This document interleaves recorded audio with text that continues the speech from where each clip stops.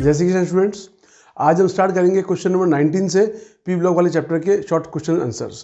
तो question number 19 क्या है? Why does NH3 form hydrogen bond with but not PH3? देखो, हाइड्रोजन बॉन्ड किस किस से बनता है? हमने 11th क्लास में हमने देखा था, नाइट्रोजन, ऑक्सीजन, फ्लोरीन। क्यों बनाते हैं?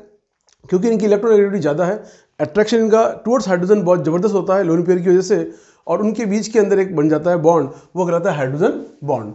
तो यहाँ पे NOF के अंदर इसके पास NH3 के पास, जबकि P बिल्कुल भी अट्रैक्शन नहीं करेगा। क्या लिखा हमने? NH3 form S2 bond because the nature of nitrogen is more electronegative and the attraction of lone pair of nitrogen toward electron is very high as compare to phosphorus. यानी कि phosphorus बिल्कुल भी इस तरह से अट्रैक्शन शो नहीं कर सकता, तो हाइड्रोजन बॉन्ड बनेगा नहीं। कई ऐसे क्वेश्चन आते हैं HCl HBr को लेकर, उनमें भी हाइड्रोजन बॉन्ड नहीं है। आपको एक वर्ड याद रखना पड़ेगा, फोन, FON, उससे याद रह जाएगा कि इन तीन के अंदर ही हाइड्रोजन बॉन्ड बनता है। Now question number 20, how nitrogen is prepared in laboratory, right the chemical reaction. आपकी जो डाई नाइट्रोजन है कैसे बन रही है, उसकी बहुत सारी रिएक्शन है। उनमें से फर्स्ट जो 2 है लेबोरेटरी वाली, उससे पहली है अमोनियम क्लोराइड की रिएक्शन। अगर हम सोडियम नाइट्राइड से करें, हम लैब में कर सकते हैं। जो इवोल्यूशन जो होगा जिस गैस का, जो बबल्स दिखेंगे हमें टेस्ट ट्यूब में, वो होंगे N2 के। दूसरा हमारे पास है अमोनियम डाइक्रोमेट। इसको सिंपल थर्मल हीट करना है। हीट करने से जो गैस इवॉल्व होगी वो होगी हमारी डाइनाइट्रोजन की। तो लेबोरेटरीज के अंदर dinitrogen prepared by taking aqueous solution of ammonium chloride with sodium nitrate and also by thermal decomposition of ammonium dichromate. ये 2 रिएक्शंस है जो 2 आपको लिखनी है। नाउ क्वेश्चन नंबर 21, ये बहुत इंपॉर्टेंट क्वेश्चन है। ये हैबर प्रोसेस के ऊपर है और ये आपका अमोनिया बनाने का प्रोसेस है। ये छोटी क्लास से आपके 10 में भी था, 11 में भी था, अब 12 में भी है। क्या प्रोसेस है देखें जरा। In industry ammonia is manufactured by Haber process which involve the following reaction, die nitrogen with di hydrogen. और कैटलिस्ट क्या क्या है इसके पास? Ferrous oxide, K2O, Al2O3, 700 kelvin के आसपास टेम्परेचर और बहुत जबरदस्त प्रेशर 200 एटमॉस्फेरिक। यहाँ पे ली चैटली प्रिंसिपल चलता है। क्यों? क्योंकि अगर आपका प्रेशर हाई है तो रिएक्शन फॉरवर्ड जाएगी, अगर आपने प्रेशर कम कर दिया तो रिएक्शन बैकवर्ड जाएगी। इसका मतलब जब भी अमोनिया बन जाए, इसको टाइम टू टाइम आप बाहर निकाल लीजिए। अगर आपका प्रेशर थोड़ा सा भी कम हो गया तो रिएक्शन रिवर्स चली जाएगी और ammonia again convert into dinitrogen. तो according to Le Chatelier principle, high pressure will be favour the production. With that these catalyst like temperature catalyst K2O, Al2O3, FeO, they also use to increase the rate of atomic equilibrium. यानी कि equilibrium लाने की कोशिश की जाएगी। अगर equilibrium नहीं आएगा तो रिएक्शन बैकवर्ड में आ जाएगी। बहुत इंपॉर्टेंट पॉइंट इसका क्या है? Ammonia must remove time to time as it reverse very easily. यानी कि जैसे ही प्रेशर डाउन होना शुरू हुआ, ये आपके पीछे आ जाएंगे। तो जो कंडीशन जो होगी इसके अंदर क्या हो जाएगी? If pressure decreases. Now question number 22, ये भी बहुत अच्छा क्वेश्चन है, इंपॉर्टेंट क्वेश्चन है, फेवर करता है। जिंक के साथ भी आता है, कॉपर के साथ भी आता है। इसके अंदर पहली चीज एक है डाइल्यूट कंसंट्रेट। तो जो इसकी मोल दिए हुए 8 और 4, इससे बच्चे कई बार कंपेयर कर लेते हैं कि इसकी 8 मोल, इसके 4 मोल है। मोल से यहाँ पे कोई मतलब नहीं है। कंसंट्रेशन डाइल्यूट का मतलब पानी की प्रेजेंस कितनी है। किसी में पानी की प्रेजेंस कम है, किसी में ज़्यादा है, उसके अकॉर्डिंग उसकी मोलरिटी है या कंसंट्रेशन है, उससे आप कंपेयर नहीं करोगे 8 मोल और 4 मोल से। सिंपल सी रिएक्शन है। कॉपर 8 मोल ऑफ HCl से रिएक्ट करने पर बनाती है copper nitrate, water and nitric oxide. जबकि 4 मोल के साथ ये बनाता है copper nitrate, water and nitrogen dioxide. मतलब पहले 2 प्रोडक्ट तो सेम बन रहे हैं, यहाँ बन रहा है नाइट्रिक ऑक्साइड और नाइट्रोजन डाइऑक्साइड। इसने क्वेश्चन दिया है copper metal can give different product on reaction with HNO3। तो डिफरेंट प्रोडक्ट तब होंगे जब इसकी कंसंट्रेशन भी क्या होगी? Different. Now come to question number 23, the HNH angle value is higher than HPH, H arsenic H और बिस्मिथ। इन सब के अंदर इसकी वैल्यू क्यों है? अब हम जानते हैं बॉन्ड एंगल किसका ज़्यादा होगा? जिसके अंदर लोन पेयर बॉन्ड पेयर या लोन पेयर रिपल्शन ज़्यादा होगा, उसके अंदर बॉन्ड एंगल में फ़र्क आएगा। और जैसे जैसे आपकी साइज बढ़ती जाएगी, डिस्टेंस बढ़ता जाएगा, उसके एंगल्स के अंदर भी फर्क आता चला जाएगा। एंगल बढ़ सकते हैं, एंगल घट सकते हैं, डिस्टेंस के ऊपर ये डिपेंड करता है। तो क्या लिखा हमने? When we move down the group atomic size increases as the nature of electronegative decreases. जो आप नाइट्रोजन, फास्फोरस, आर्सेनिक नीचे जाओगे, इलेक्ट्रोनेगेटिव घटती चली जाएगी, बॉन्ड लाइन जो है वो बढ़ती चली जाएगी, जिसकी वजह से सेंट्रल एटम के ऊपर जो इलेक्ट्रॉनिक डेंसिटी वो कमजोर हो जाएगी, रिपल्शन कमजोर हो जाएगा और बॉन्ड एंगल्स के अंदर कमजोरी आ जाएगी, यानी कि डिक्रीजनेस आ जाएगी। तो electron density of the central atom decrease with decrease the repulsion, and between lone pair bond pair repulsion also decrease which decrease the bond angle. Next question, बहुत इंपॉर्टेंट क्वेश्चन है ये, कि N2 और P4, कई बार आता है N2 gas क्यों है, P4 सॉलिड क्यों है, कई बार आता है N2 डायटोमिक क्यों है, P4 डायटोमिक क्यों नहीं है, ये क्यों टेट्राटोमिक है, कई बार आता है N2 के अंदर ट्रिपल बॉन्ड क्यों है, P4 के अंदर सिंगल बॉन्ड क्यों है। तीनों ही क्वेश्चन एक ही पर्टिकुलर टॉपिक के ऊपर है। Nitrogen exist as diatomic molecule, क्यों? ड्यू टू स्मॉल साइज, उसकी साइज बहुत छोटी है। साइज छोटी होने की वजह से उसमें ट्रिपल बॉन्ड बन रहे हैं, 1 sigma 2 pi bond. Triple bond बनने की वजह से उनकी बीच की बॉन्ड एंथरी बढ़ जाती है, वो उसमें इनेट हो जाते हैं और वो गैस के रूप में ही रहता है क्योंकि साइज बहुत छोटी है। जबकि फॉस्फोरस सिंगल बॉन्ड बना सकता है, कैटिनेशन कर सकता है और उसके अंदर पाई बॉन्ड बनते नहीं है। इसका मतलब नाइट्रोजन में पाई बॉन्ड बन रहे हैं और बड़े मॉलिक्यूल के अंदर पी पाई बॉन्ड बन नहीं रहा है, जिसकी वजह से वो कैटिनेशन शो करता है। और ये रहेगा आपका P4, इसका ये स्ट्रक्चर है, व्हाइट फॉस्फोरस का स्ट्रक्चर है ये आपका नाइट्रोजन का स्ट्रक्चर जो ट्रिपल बॉन्ड में, जिसके पास 2 पाई बॉन्ड और 1 सिग्मा बॉन्ड है। अब बात करते हैं next question, right difference between white and red phosphorus. Phosphorus हमारे पास रेड, व्हाइट, ब्लैक है, ये डिफरेंस है। 3-4 नंबर का क्वेश्चन आता है। पहला, it is white waxy, white waxy होता है लेकिन हवा के और सनलाइट के संपर्क में आती है येलो हो जाएगा। दूसरा, आपने लहसन देखा होगा, लहसन में एलिसिन टाइप का केमिकल होता है, वो वजह उसकी यही है व्हाइट फॉस्फोरस, तो उसकी गार्लिक लाइक स्मेल होती है। पॉइजनस नेचर है, अगर बहुत देर तक एक्सपोज रहेगा तो इसके कुछ हमें साइड इफेक्ट्स देखने को मिल सकते हैं। पानी के अंदर ये घुलता नहीं है लेकिन ऑर्गेनिक सॉल्वेंट, अब ऑर्गेनिक सॉल्वेंट क्या हो गया, कार्बन डाइसल्फाइड, आपका बेंजीन, ईथर, इसमें घुल सकता है। ये एयर में बर्न करता है और ग्लो करता है, तो ये जो चीज़ है ये स्क्रीन स्मोक्स या फिर डेंजर सिग्नल देने में काम आता है। खासकर समुद्र में कोई लोग जा रहे हैं या कोई टापू पे हैं तो इस तरह के सिग्नल देने में यह काम आता है। इसको जलाएंगे तो इसमें ग्रीन कलर की एक ग्लो निकलेगी, ये इसका एक आपका प्रॉपर्टी में आ सकता है जो उसमें नहीं है। Next, it is more reactive, ये बहुत ज़्यादा रिएक्टिव है क्योंकि ये रिएक्ट कर रहा है यहाँ पे भी, ये रिएक्ट कर रहा है यहाँ पे भी, इसका उसका नेचर बहुत ज़्यादा रिएक्टिव है। मेटल साथ रिएक्ट करके मेटल फॉस्फेट बनाता है। अब इसके अंदर रेड कलर का है, हार्ड है, जबकि ये सॉफ्ट था, क्रिस्टलाइन, इसमें गार्लिक स्मेल थी, it is odourless. Poisonous nature है, इसका पॉइजनस नेचर नहीं है। अब ये नेचर क्यों नहीं है, क्योंकि ये तो आपका व्हाइट फॉस्फोरस, लेकिन ऐसे बहुत सारे 1 2 3 4 लगातार लंबी चेन बन जाएगी, तो जब चेन बड़ी हो जाएगी इसकी रिएक्टिविटी कम हो जाती है। कोई चीज़ की अगर एटॉमिक मास साइज बढ़ जाए तो उसकी रिएक्टिविटी कम हो जाती है, तो वो उसकी नेचर में फर्क पड़ता है। इसलिए नॉन पॉइजनस है और ये लेस रिएक्टिव है। दोनों बातें इसी पर निर्भर करती है। ये बहुत बड़ा हो गया, पॉलीमरिक चेन है, तो वाटर के साथ साथ ये किसी ऑर्गेनिक सॉल्वेंट ढंग से घुलता भी नहीं है, तो not insoluble in water and not insoluble in this organic solvent.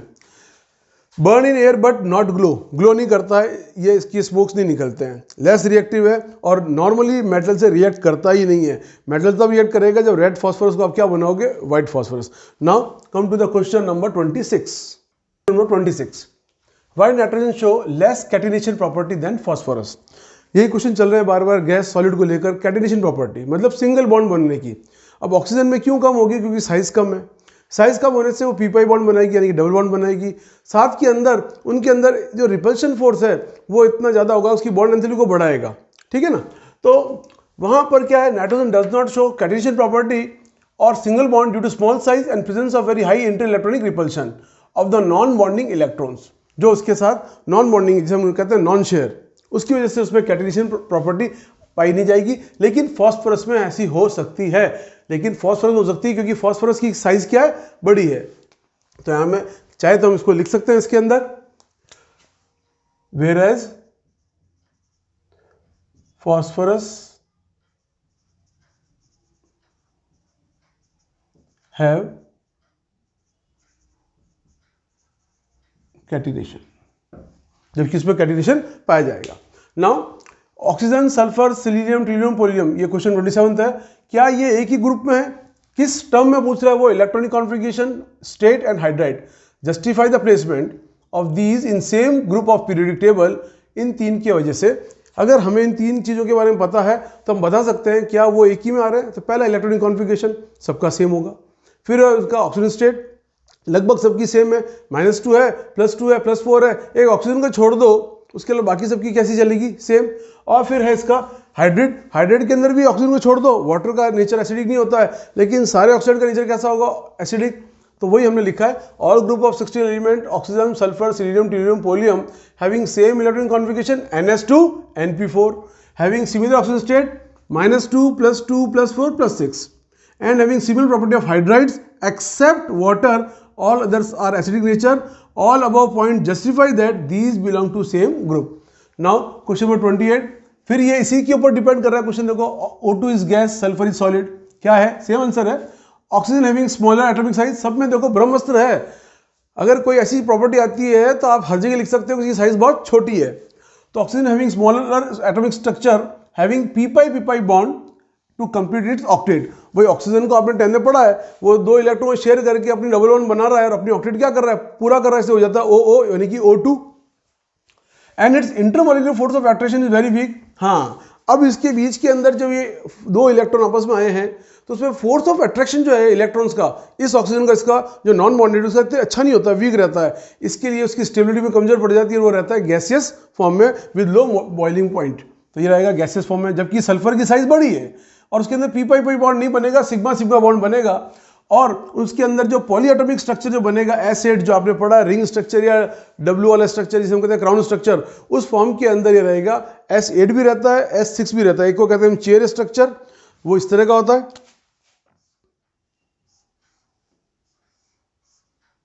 ये है 1 2 3 4 5 6 और एक क्राउन स्ट्रक्चर, वो इस तरह का होता है। तो ये कुछ क्राउन स्ट्रक्चर और उसके आपके चेयर स्ट्रक्चर है, इस तरह के होते हैं जो आपने 10 में भी पढ़े थे।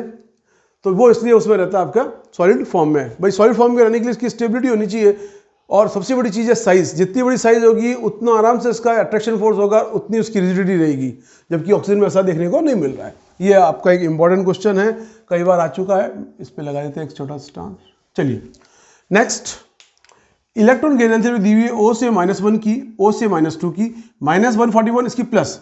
वो कह रहा है आपको बताना है कि बाकी जितने भी मेटल्स के जो भी कंपाउंड से ऑक्साइड ही क्यों बनते हैं, और वो भी ऑक्साइड -2 का, -1 का पर ऑक्साइड के हमारा कंपाउंड बहुत कम क्यों है?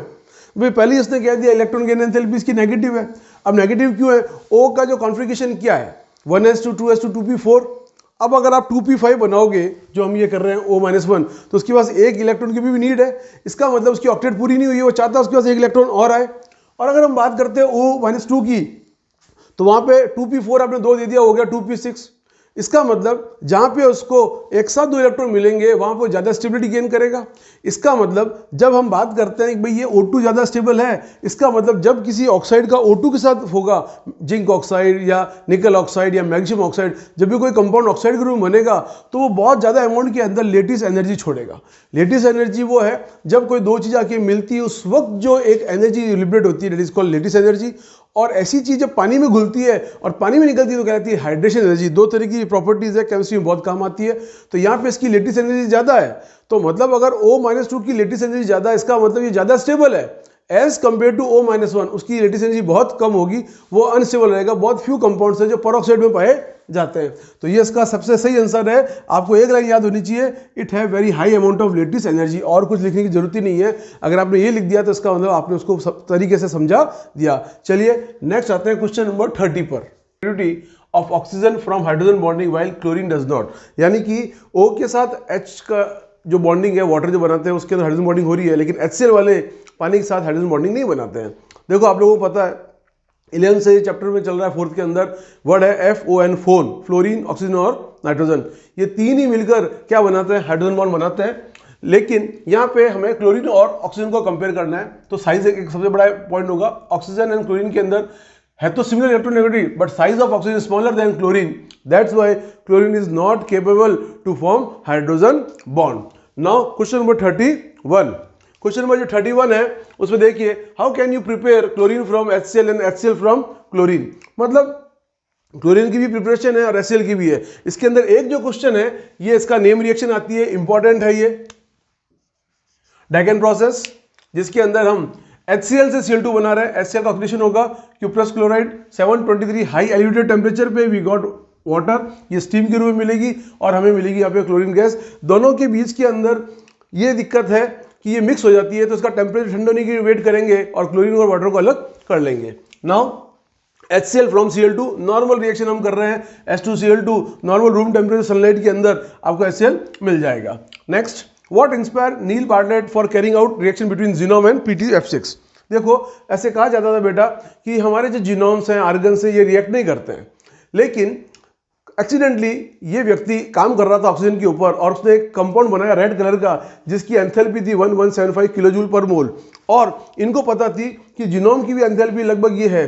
तब इनको लगा अगर इस एंथैल्पी में ऑक्सीजन रिएक्ट कर सकता है तो वाई नॉट जीनोन। उन्होंने ट्राई किया और जीनोन की ट्रीटमेंट इसके साथ की और सेम कंपाउंड मिला, कलर भी रेड आया। यहाँ पे O2 था, ये O2 यहाँ पे हो गया प्लस का, बाकी ये माइनस का, और यहाँ पे ये प्लस का और ये माइनस का। तो ये पहली रिएक्शन थी जिसकी वजह से पता पड़ा जीनोन रिएक्ट कर सकते हैं। और ऑक्सीजन के बाद फ्लोरीन उसके अंदर आए जिनमें बहुत सारे अलग अलग रेशियो पे 1:1, 1:5, 1:20 पे अलग अलग genome F2, genome F4, genome F6 के क्वेश्चंस आगे आएंगे जिसके हमें प्रोडक्ट्स मिले इस एक्सपेरिमेंट के बाद। इसलिए इंपॉर्टेंट है, ये भी पूछा जाता है 2 नंबर पे, इससे ज़्यादा इसमें लिखना नहीं है। मेन प्रोसेस में फर्स्ट एंथैल्पी, आयनाइजेशन एंथैल्पी के ऊपर ये टॉपिक पूछा है। Now simple question, oxygen state बतानी फास्फोरस की। देखो नॉर्मल है, एक करके दे देता हूँ मैं आपको, H3PO3, इसको X मानना है बेटा, इसकी है +1, 3 है तो 3 × 1 3 प्लस O की -2 होती है इंटू 3, -6 = 0, और ये रहेगा आपका +3, कैलकुलेट करोगे। इधर PO3 के अंदर भी यही है, इसको X मानना है, ये -2 है, ये 3 है, 5 होगा, तो ये अलग अलग लगता है इसके अंदर। बाकी नॉर्मल है, आप निकाल सकते हो, आपने 8th चैप्टर में निकाली भी है। फिर भी आपको डाउट होता है तो 11th क्लास के मेरे वीडियो देख सकते हैं, उसके अंदर मैंने बता रखा है। नाउ 34 क्वेश्चन, बैलेंस रिएक्शन करनी है NaCl की और क्लोरीन की। एक्चुअली ये रिएक्शन दो खास चीज़ों के लिए है, ये प्रोडक्शन हो रहा है क्लोरीन का और ये प्रोडक्शन हो रहा है N2 का। 2 mole of NaCl react with MnO2 with 2 mole of sulphuric acid, it give sodium sulphate salt, magnesium sulphate salt, 2 salt निकलेंगे प्लस वाटर, और जो चीज़ निकलेगी that is chlorine gas. Next, ये जो रिएक्शन है आमतौर पे ये एसीटोन ड्राई कंडीशंस में की जाती है, उसके अंदर ये एक तरह से एक्सचेंज हाइड्रोजन एक्सचेंज वाली रिएक्शन है, एसीटोन के संपर्क में होगी और हमको I2 मिल सकता है इसके अंदर, और ये एक गैस मिलेगी I2। दोनों के लिए डाउनवर्ड कर देते हैं निशान, एक वायलेट कलर की आएगी, एक ग्रीनिश येलो आएगी। नाउ अभी मैंने बात की थी जीनोम के अलग अलग कुछ कंपाउंड्स, ये रेशियो 1:1 का है, ये 1:5 का है, 1:20 का है, 673 केल्विन, 823 केल्विन, 573। इसके अंदर प्रेशर बहुत ज़्यादा है, 60-70, इसमें 7, उसमें केवल एटमॉस्फेरिक प्रेशर 1 बार। यहाँ मिल रहा है डाइफ्लोराइड, टेट्राफ्लोराइड, और यहाँ मिल रहा है हेक्साफ्लोराइड। तो कुछ ही रिएक्शन है जो जीनोम्स के देखने को मिलती है, या तो ऑक्सीजन के साथ होगी या फ्लोरीन के साथ होगी। Now come to the question number 36।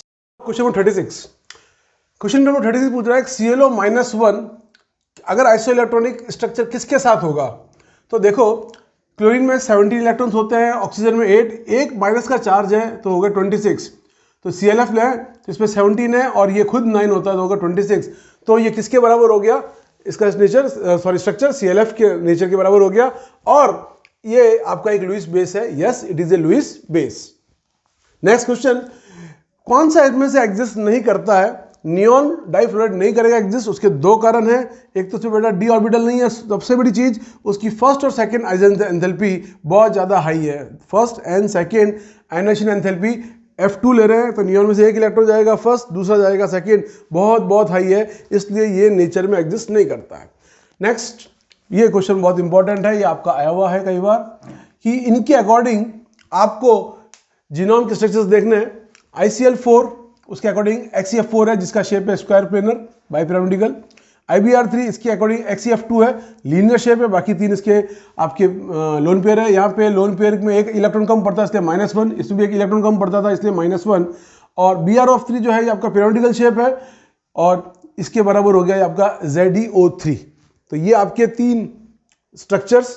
Next question बात करते हैं हम 39। Come to question number 39। ये क्वेश्चन है यूजेस ऑफ नियॉन और आर्गन पे। 2 यूज है नियॉन के।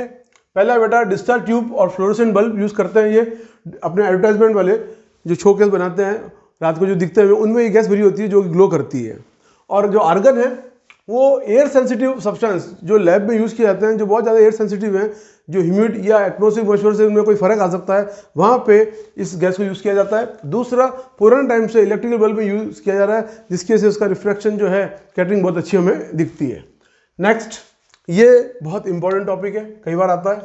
अरेंज करना है increasing order of bond diffusion enthalpy, तो सबसे ज़्यादा क्लोरीन की है, फिर ब्रोमीन की, फ्लोरीन की सबसे लास्ट में आई 3rd नंबर पर। क्यों? क्योंकि फ्लोरीन की साइज छोटी है तो उसमें इंटरइलेक्ट्रिक रिपल्शन बहुत ज़्यादा है, इसलिए वो खुद ही को खुद तोड़ देगा, उसको हमें ताकत लगानी ही नहीं पड़ेगी। और आयोडीन सबसे लास्ट, क्योंकि साइज बहुत ज़्यादा है तो अपने आप वो उसको हम इजीली तोड़ सकते हैं। तो इसकी साइज ज़्यादा है और उसका इंटर इलेक्ट्रॉन रिपल्शन ज़्यादा है, इसलिए दोनों इनसे पीछे आ रहे हैं। क्लोरीन की साइज अप्रोक है और ज़्यादा डिस्टेंस भी नहीं है, इससे इसकी ताकत लगा लगनी पड़ती है, इसकी बॉन्ड एंथैल्पी ज़्यादा है, बाकी इन सबकी कम है। नाउ एसिडिक स्ट्रेंथ, देखो एसिडिक स्ट्रेंथ का मतलब है जो इजीली एस देगा। अगर हम फिर कल बाहर आई देखें फ्लोरीन, क्लोरीन, ब्रोमीन, आयोडीन, तो आयोडीन की साइज बड़ी है तो उसके साथ जो बॉन्ड लेंथ होगी एच की वही बड़ी होगी, तो आराम से टूट जाएगा। तो जो एच दे रहा है वो क्या हो गया, एसिडिक, इसलिए यहाँ पे एच आई मोर एसिडिक हो गया, एच एफ बेसिक होगा। अब आ रही बात बेस की, तो उसके अंदर जो आपका ये जो पार्ट था छोटी साइज का, तो इसके अंदर हम देखें नाइट्रोजन का हम केस लें तो नाइट्रोजन छोटा है इसलिए ये मोर बेसिक है, बिस्मिथ बहुत बड़ा है इसलिए लेस बेसिक है लेकिन एसिडिक ज़्यादा है। जो इसमें हम बात कर रहे थे फ्लोरीन केस में, ये ग्रुप 15 के अंदर वही बात है, जो नीचे आ रहा है उसकी साइज बढ़ जाएगी तो एच आराम से देगा तो हो जाएगा एसिडिक, और जो ऊपर है नाइट्रोजन जिसके पास लोन पेयर है प्लस उसकी साइज छोटी है तो वो उल्टा वाटर को अपनी तरफ लेगा, तो उसका बेसिक नेचर है ना कि एसिडिक। तो it is the strong basic and it is less basic. Now ये डिस्ट्रक्टिव क्वेश्चन है, इसमें कुछ कुछ पार्ट आते हैं, एक साथ इतना बड़ा क्वेश्चन नहीं आएगा। ये सब प्रॉपर्टीज पूछ रहा है। तो ग्रुप 15 की जनरल इलेक्ट्रॉन कॉन्फिगरेशन क्या है, NH2 NP3, और उसके अंदर खास बात है S half field sorry full field है और जो P आपकी है ये हाफ फील्ड है, जिसको और स्ट्रिक्ट स्टेबिलिटी प्रदान करती है।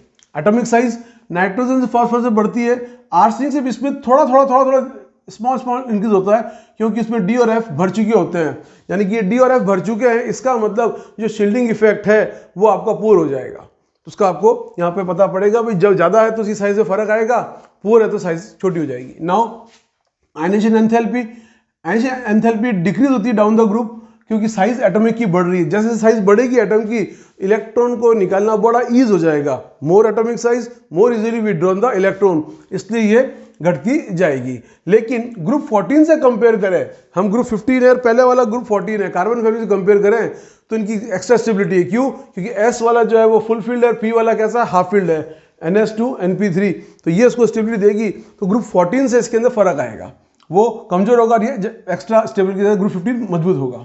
इलेक्ट्रोनेगेटिविटी का केस देखें तो इलेक्ट्रोनेगेटिविटी में जिसकी साइज छोटी होती है उसको पेयर को अट्रैक्ट करने की अपनी आदत होती है, तो यहाँ पे जो आप नीचे जाओगे ये तो घटती जाएगी। नाउ जनरल प्रॉपर्टीज में पूछा था, यहाँ पे कहाँ गया, ये रहा। जनरल प्रॉपर्टी में क्या होता है, क्या नेचर है, सारे पॉलीएटॉमिक है, नाइट्रोजन एक डाईएटॉमिक है, क्यों, उसकी साइज छोटी है, ट्रिपल बॉन्ड होता है इसलिए। नाइट्रोजन और फास्फोरस नॉन मेटल है, आर्सेनिक और एंटीमनी मेटलाइट्स हैं, बिस्मिथ एक टिपिकल मेटल है। टिपिकल मेटल क्यों है, तो नॉन मेटल की फैमिली में, लेकिन इसके बिहेवियर जो है ऑक्सीजन स्टेट के अंदर देखें, एंथैल्पी में देखें, वो मेटल की तरह इसलिए। Now all element show allotropy, allotropy क्या होती है, अपने अलग अलग आकार दिखाना, रेड फास्फोरस, व्हाइट फास्फोरस, पर नाइट्रोजन ऐसा शो नहीं करता है। बाकी सब थोड़े थोड़े दिखाते हैं लेकिन नाइट्रोजन बिल्कुल शो नहीं करता है, ड्यू टू एक्स, ये आपका एब्सेंस ऑफ डी ऑर्बिटल हो गया, ड्यू टू स्मॉल साइज हो गया, कई सारे कारण हैं इसके जिसकी वजह से एलोट्रॉपी शो नहीं करता है। Last point, oxygen state variable है, मेनली कौन सी है, -3, +3 और +5 भी होती है, +5 वाली स्टेट डिक्रीज होती है और +3 की इंक्रीज होती है। क्यों, इनर्ट पेयर इफेक्ट। NH2 का जो S2 है ये उसके अंदर पार्टिसिपेट नहीं करता है, इसलिए NH2 के जब इलेक्ट्रॉन पार्टिसिपेट नहीं करते हैं इसके लिए कहा जाता है इनर्ट पेयर इफेक्ट। जबकि P के करते हैं तो 3 तक दे सकते हैं। इसमें अगर देखने को मिलेगा +5 का, बिस्मिथ का एक ही केस मिलेगा, BiF5, मैं लिखा नहीं यहाँ पे, BiF5 एक ही केस मिलेगा जिसमें बिस्मिथ +5 दे रहा है, वो भी आपके फ्लोरीन की वजह से, जिसकी साइज बहुत छोटी है, इलेक्ट्रॉन बहुत ज्यादा, वो उससे एकदम से अट्रैक्ट करके सारे इलेक्ट्रॉन ले लेता है, अन्यथा बिस्मिथ +3 दिखाएगा। नाइट्रोजन +1 +2 +3 +4 -5 वेरिएबल स्टेट देता है। कई बार एग्जाम्पल आते हैं शो, तो N2O NO N2O3 ये अलग अलग तरह के फॉर्मूले हैं जिनमें इसकी स्टेट अलग अलग आ रही है। तो ये आपका लेसन 7 के सारे क्वेश्चंस कंप्लीट हो गए। फिर भी कोई क्वेश्चन आपको लगता है आप मेरे से वापस पूछना चाहते हैं कोई है तो कमेंट कर दीजिएगा। इसके बाद मैं लेसन 8 के क्वेश्चन आपको नेक्स्ट वीडियो में अपलोड कर दूंगा। Thank you.